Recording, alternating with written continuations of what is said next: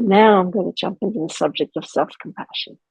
I will tell you that if I had a class of 50 people here, they would say, yeah, easier to be compassionate for someone else. Why do you think commonly it's easier to be compassionate for someone else than for ourselves?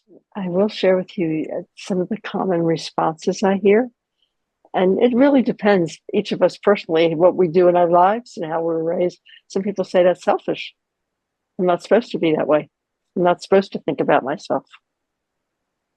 That's very commonly. I hear some people say, I would not be holding myself to a high enough standard. I'd be letting myself get away with something.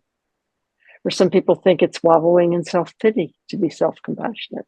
So the Mindful Self-Compassion program actually looks at self-compassion through three lenses. The first is, can I notice when something's hard?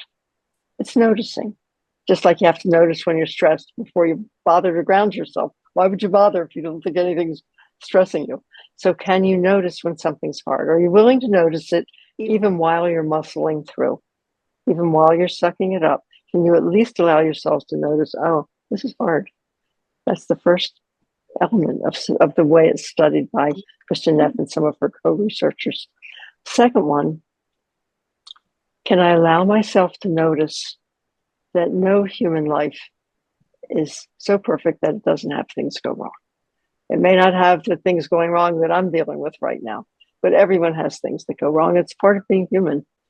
I remember someone raised their hand once in a class I was in with Kristen Neff, and they said, yeah, but I didn't sign up for this, because she had a bunch of really hard stuff, like many of us do, right?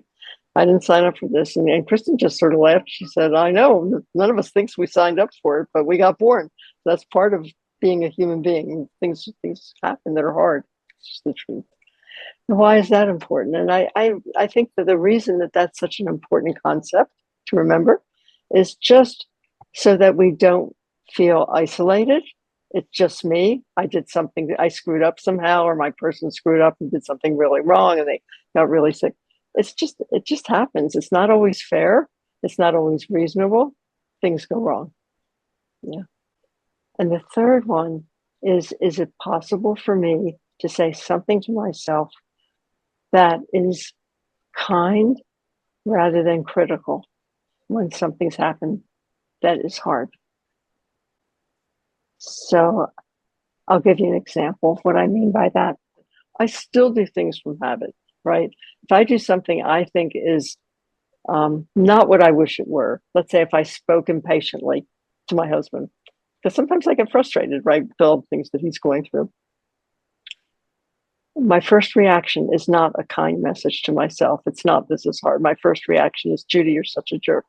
Like, it is. You jerk. I can't believe you did that. It's not helpful to you. It's not helpful to him. And I think it's fairly natural for a lot of people in general to have a slightly self-critical voice. I think the underlying belief is if I scold myself, if I say, Judy, you're a jerk, but maybe I'll learn from that and do better. But normally that harsh voice is less effective at improving than a kind voice.